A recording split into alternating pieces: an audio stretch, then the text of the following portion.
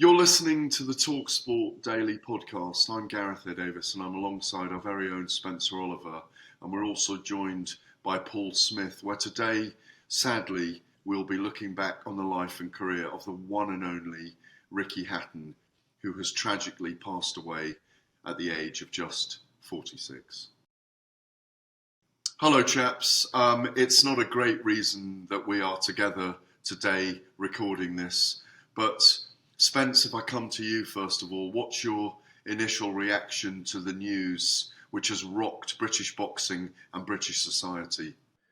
I think, Gareth, like all of us, it was initially shock. I walked into the house this morning to hear the breaking news that Ricky had unfortunately passed away. And, it hits us all because we've all got our own memories with Ricky Hatton. He's a British boxing legend and we've sort of grown up, with him. I know Paul's very close with him, yourself as well. And so we've all got those memories. So there was a numb feeling, Gareth, is probably the best way to put it. Paul, I think the way I put it this morning when I heard about it, and I'm in Las Vegas at the moment, is that we all felt like we lost a best friend because he was like everybody's best friend. Yeah, I'm sure a lot of people feel that way. I turned pro in 2003 and my gym was Billy Graham's Phoenix camp. And the first day I got there, as a young kid, I wanted to go to Billy because I knew the stable that he had and knew how good a trainer he was. I was recommended to go there. And Ricky pulls up in a Jag, comes over to me and says, "Hi, Paul, I've heard you there. You're starting today, mate. I've heard you're the top talent. I'm really looking forward to working with you. Anything you need, give me a shout at all." And that was the start of it. And I was in that gym till 2006. I sparred Ricky regularly, trained alongside him. I was there for the biggest night of his life, the Kostya Tszyu fight. It was one of the best nights of my life, and I wasn't even fighting. I fought the night before on the show that Frank Warren put on before it. Training with him every day was a blessing. And I don't want to sound cheesy saying that I learned so much from Ricky. It wasn't just Billy that was the coach. It was being in the same gym as someone like him, seeing how he did it, seeing his standards, raised your standards. And he sparred regularly with myself and Matthew Macklin, who were bigger lads than him, but novices and young pros coming through with top amateurs, but young pros. So we got the benefit of sparring someone as good as him and as powerful and strong as him. And I've got memories of Campbell running around the gym when he was a baby, when he was a kid. Just parties we went to. So many memories. I've just took a few old pictures out of him when he's in my house at a party, and it's just it's so raw and so upsetting. Obviously, I only found out a few hours ago. I got a phone call and straight away I was like, "You're joking? It's not true." And I put the phone down, and then obviously the rest of it starts, and it's heartbreaking. It is. There's a lot of things to go over with both of you. Obviously, you're both fighters as well, so you relate to him in that way. Let me ask both of you. You first, Spence. What's Ricky's legacy in British boxing and where he sits amongst the all-time greats of British boxing? He sits right up there as, one of, if not the all-time great of British boxing. No one had a following like Ricky Hatton. No one has ever had a following like Ricky Hatton. To take 20,000 plus fans over to Vegas 2007 to box at the time pound for pound number one in Floyd Mayweather Jr. Whoever done that? You look at that night that Paul was talking about, 2005, the MEN Arena. I picked up Frank Brudo on the way up there. I just retired myself and I'd started working for Sky, and it was one of the fights that we were covering. Me and Frank were driving up there and we're saying, you know what? He's a great young fighter, Ricky, but he's bitten off more than he can chew here. This is a tough, brilliant pound for pound world champion. It's going to be a tough night for him. And he went in there and he proved us all wrong. And what memories, man. Like, I know Paul was just talking about that, but what memories. That was one of the greatest nights, if not, it was the greatest night that I've ever been at. The atmosphere in there was absolutely insane. Ricky Hatton was the people's champion for sure. Don't forget, Spence, that was 2 a.m. That's what people forget. That was a sold out MEN Arena at 2 o'clock in the morning. It was crazy. 20,000 drunk fans in there, Paul, as well, weren't there? 20,000 drunk Mancunians. Well, to both of you as well, I'll come to you this time, Paul, that as Spencer mentions there, the Kostya Tszyu moment where he became a massive star, and obviously the two huge fights in Las Vegas that many of us were at with him against Floyd Mayweather and then Manny Pacquiao, arguably the number one and number 2 pound for pound fighters in the world at the time. I want to ask both of you the working class hero element of him, the fact that he always had the common touch. Is that what made him such a star with all those fans as well? It is, for me, I know we haven't got long on the show, but for me, it's also probably what was his downfall, and probably also he couldn't let go of that. Kerry Kayes used to have a saying, our strength coach, who was Ricky's strength coach, Ricky's good friend. He used to have a saying, there's 20,000 people watching him fight and 10,000 have had a pint with him. And it was probably true, and that's probably true. But also, when he has to step away from boxing, he's not Ricky Hatton the fighter anymore. He was missing them 10,000 fans who've had a pint with him as well, and the pats on the back and the adulation which he got, and the admiration which he so rightly earned. He earned this. He was one of the best fighters to ever come from Britain. I think Lennox Lewis is the best, but Ricky was up there, and Ricky had something that Lennox didn't have, which was the love of the fans constantly, no matter where he went, they'd travel. They loved him. We loved him. The fans absolutely loved him. Boxing, other boxers and other people in boxing loved him. People who were with him loved him so much. And I just wish, as you say, he knew that. And I'm sure he did know that wherever he went, he couldn't walk anywhere without being stopped and recognised because he Spence. No, he certainly couldn't, Paul. And I think that's what it was. That's what made Ricky Hatton, because he was the people's champion. He was a man of the people. That night we're talking about, which was his, night of crowning night, if you like, that following day, it was known that he was that back down the social club, with a working man's club, having a pint with his mates. That was the guy that he was. He was boxing in front of millions of people. He's just beating the greatest fighter pound for pound in the world, and he's down the social club, having a pint there. Like that's and you're right, Paul, that maybe have been his downfall, but that is why he had such a legion of fans, because he was a man of the people. It's funny you both talking about that, because even this week I'm out here in Vegas for the Terence Crawford Saul Canelo Alvarez fight. The team here, we went for a drink in Nine Fine Irishmen, and many times we drank in there with him, having a pint of Guinness with so many fans. Then he'd have his crap shirt competition the day after the fight.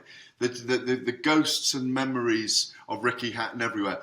You touched on that, Paul, about the concern for him about the mental health issues. Here's Ricky speaking to Simon Jordan about his struggle to cope with fame as his career progressed.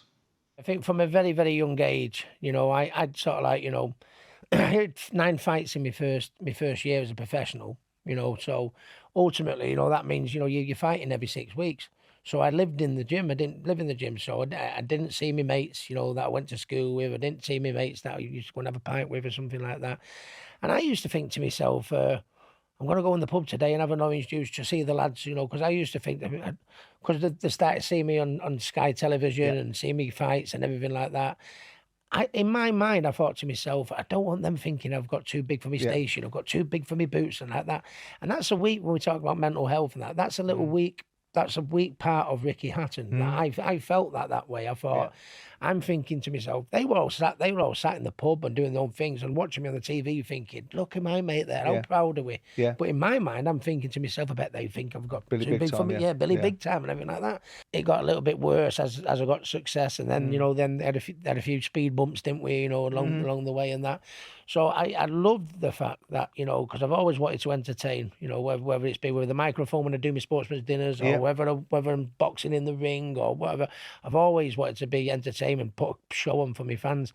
So I'd love the fact that I had a massive, massive fan base and that. But when we talk about, I think it might have added, when we talk about the mental health, and I had this little weak thing inside me, having the big crowd was great, but it added pressure a little bit. That's what I was going to say. Sort of like, I'm not saying my fans put pressure on me. I mean, you put pressure on yourself. It just was the way it was. It's a very important issue, this, guys, because the mental health and managing fighters' lives outside of the ring as well as inside it is a very complex thing. And it's not like Ricky didn't talk about his issues. That's what's so sad about this, Paul, first of all, coming to you. And Spence, please answer off the back of this, that Ricky wasn't secret about the fact he was struggling. He spoke to all of us about it, didn't he? He did, and it's like, I was speaking with my wife before, and she'd come in and console me and was, you're okay. Like, Ricky was my friend, and years ago, I remember thinking a few years back, I'd love to help him and I'd love to be there to help him, but you don't want to be seen as one of them pests and one of them pain in the asses, phoning them all the time, asking him, is he okay? Or do you want to come for a coffee or something? But it was more, do you want to come for a coffee than do you want to go for a pint? What was probably needed for Ricky. But Ricky loved going for a pint with people that he loved. He loved having a drink, and he's made no secret of his issues and his problems, what he's had over the years. And I remember thinking, look, you know what I am if you need me. I'm in Liverpool. If you ever need me, I'll be up that motorway as quick as you want. I'm here, I'm your friend, I'm your mate. But it wasn't that type of relationship where we spoke every day or every week. We'd speak probably a few times a year when City were playing Liverpool. We shared the same birthday, October the 6th. This October coming, October the 6th, he would have been 47, I'm 43. He's 4 years older than me to the day.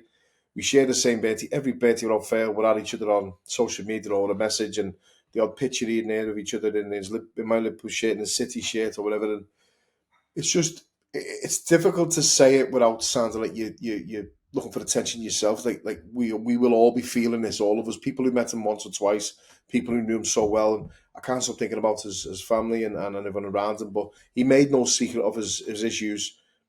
And I said to him today, if his kids and the life that he can have and does have and the success that he had from boxing wasn't enough, or, if the voids from boxing, which are huge, by the way, and Spencer will tell you this straight away, it's a big void to fill. It's a huge, huge gap to fill, and you need something else to fill that and to fill that void, no matter how well your career's gone. And some people, they can't focus, they can't find that direction. They can't find that focus. Ricky Hatton had such a glittering career, to feel that is very, very difficult. And, it was well documented with his mental health. And I think that Spence, he had a career, 99% of boxers in this country would swap it right now, wouldn't he? Mate, 100%, Paul. I think that he had a career that only we could ever dream of. What he had done, what he had achieved, the joy that he brought into everyone's lives, being that guy, being the guy that would mix in the after parties and socialise with everyone, have a photo with everyone. He had time for everyone, and that was the point,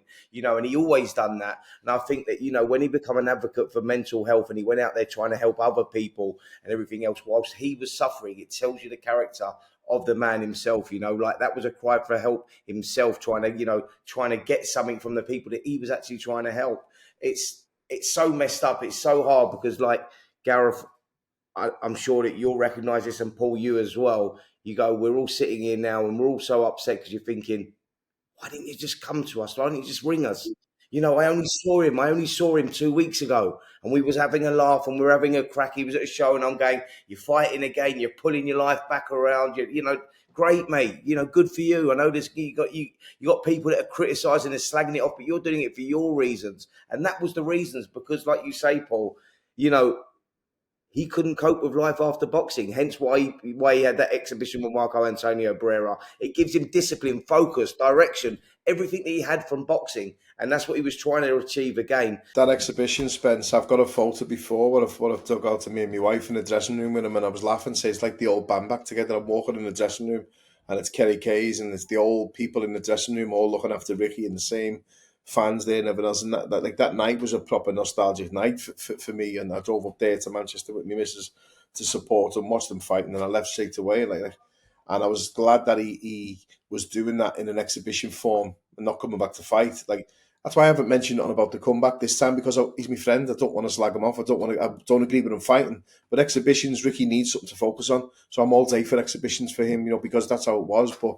obviously, we can't talk about that now. Let's move on, guys, because there's so much to talk about Ricky's career. You both mentioned the career there. The fame and fortune took its toll on his relationship with what was always the ubiquitous Billy Graham, the trainer who we all loved, with his giant iguana in the training camp at the hat factory in Hyde. And obviously a toll on the relationship with his parents as well, which we must mention. And our thoughts and love go out to his family, his parents, his children, his grandchildren right now. But his career highlights.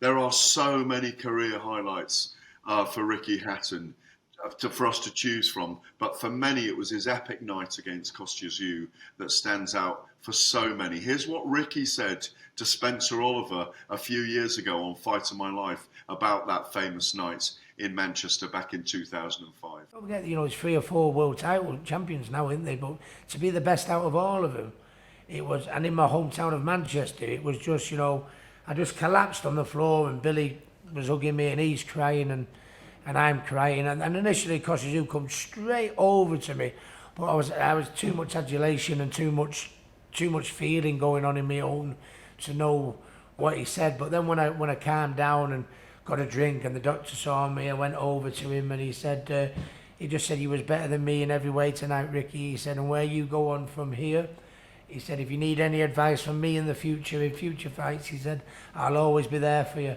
And I thought, wow, that is a champion and a half, you know what I mean? To lose your title that you've had, what did we say, did he have, guys? 20 title defences, to lose your title on the stool, and in a manner which must have been very hard for a proud champion, to sort of like sit on a stool and say, "No more, please leave me alone," type thing, must have been hard. But for him to, to scrub himself down and come over and say them words to me, I think that's what makes our sport so special to any other sport. I think it was unbelievable stuff. Both of you guys, Paul, you first. Where does that night go down in British boxing history? It's got to be up there. It was a bona fide, genuine world champion in Kostya Tszyu coming over here. Who I always use that example of Ricky and Kostya Tszyu, and it was never a disrespect to Ricky at all, saying that maybe 2 years earlier or 18 months earlier, Ricky probably wouldn't have beaten, maybe 12 months earlier. And I use that as an example of how timing is so important in boxing.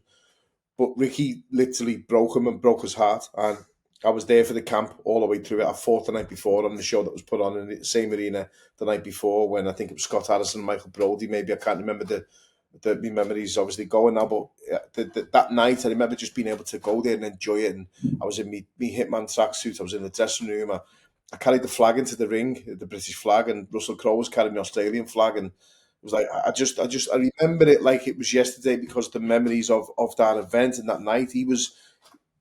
I used to love fighting on Ricky Hatton shows, because I was a Scouse and I'd sell so many more tickets on his shows, because all the Scouse lads wanted to go and watch a Mank fighting in Manchester, and they loved him, and everyone loved him. And Ricky came to Liverpool on nights out with us, and he come on a night out once in a woman's dress, and just, he was mobbed everywhere he went. He was just obviously a character, as we all know, but it didn't matter. We saw today, the minute silence today with Manchester United, Manchester City, and the pair of both sets of fans, the noise, the respect shown.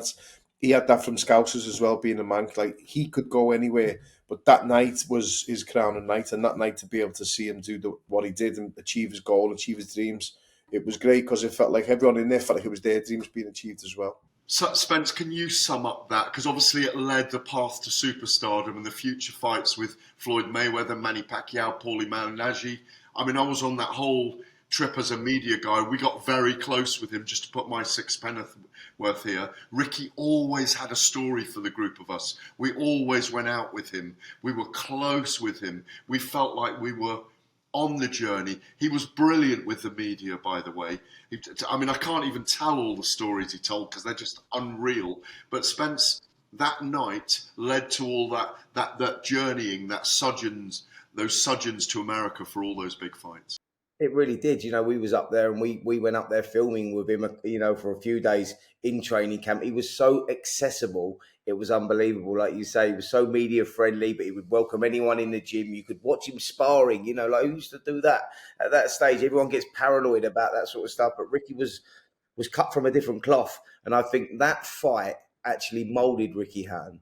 We talk about fights that stand out with Ricky Hatton, and I'll give you another example. And it was a fight where his career could have gone to a totally different path, and that was when he boxed John Faxton, and for the British title. And I think it was in his 25th fight. They'd done a great job managing him, building him, directing him, because he was a young kid when he turned pro, and he got that horrendous cut that went from one side to the other. Paul, I don't know how that fight wasn't stopped. It's like one of the worst cuts I've ever seen, but it wasn't stopped, and he come through and he won the British title, and that was the coming of age fight for him. That was the fight that led him on to going on to other things, but it could quite easily, any other referee, 90% of any other referees would have stopped that fight. Thankfully they didn't, and we got the career that we got from Ricky Hatton. But that for me, Paul, was the night where I go, that's a coming of age fight, that.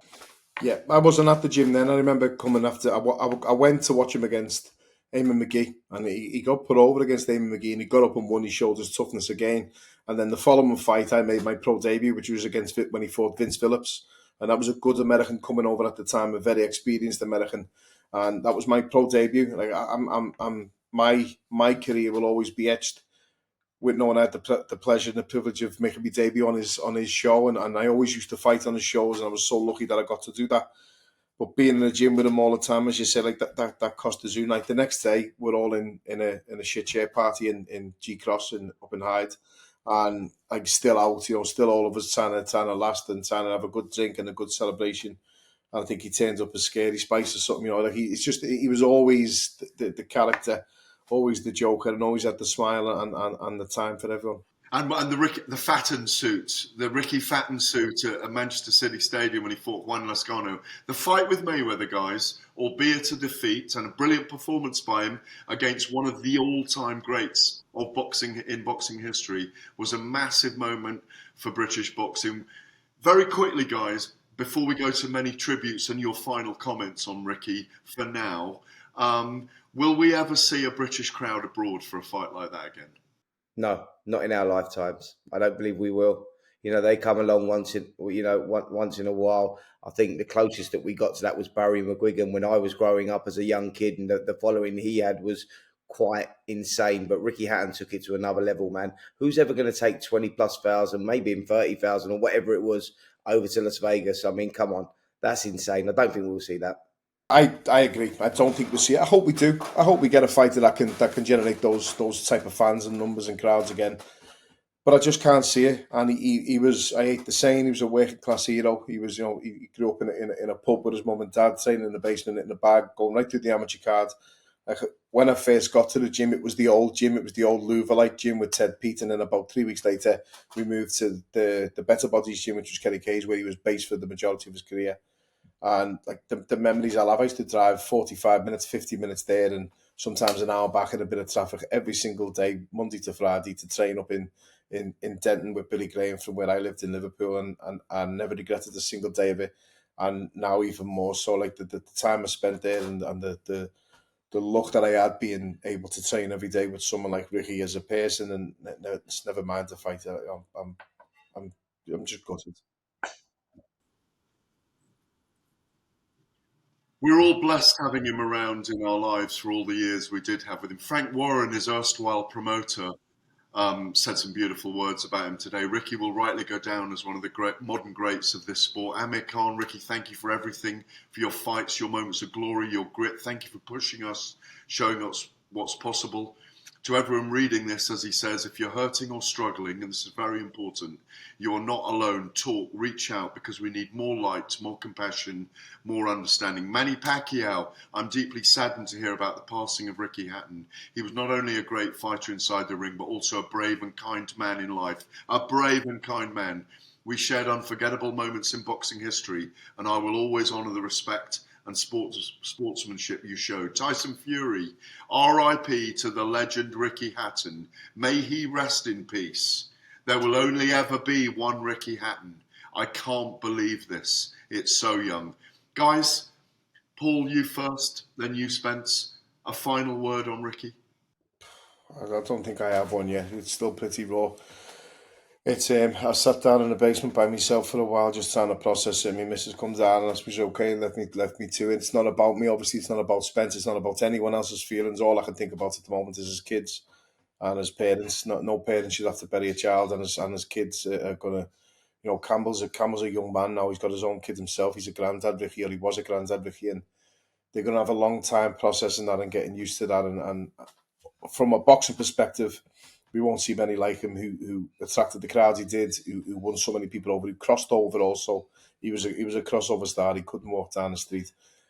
And he'd walk down many a street to go and have a pint with many people that come and watch them and who were lucky enough to have access to him. And as Spencer said, right from the fan on the street, right the way through to the media men who don't normally get access in gyms, they did with him. He was special, and he had a heart of gold, and he was my friend, and I'll miss him. I really will miss him. And I think that Ricky Hatton is instrumental to bringing boxing back to the mainstream, because he crossed over, because, the nan that was living next door to you wanted to watch Ricky Hatton when he was boxing, because he was that guy. And Spence, he did it on Sky as well, not on terrestrial TV. Like that's what was, people don't remember, is so tough to do. He built himself up on Sky. He really did, and he's always going to be remembered for that. He's not just a modern day legend, but he'll go down as an iconic figure for so many reasons, and he'll be dearly missed. Well, that's it for today's episode of talkSPORT Daily, a tribute to the late, great Ricky Hatton, who was a trailblazer for British boxing, and he will be sorely missed. We will continue to reflect on his amazing career across all our boxing programming in the coming days. From myself, Spencer, Paul, and everyone at talkSPORT, we extend our condolences to Ricky's family and loved ones. On AM, on DAB, via the talkSPORT app and on your smart speaker. talkSPORT.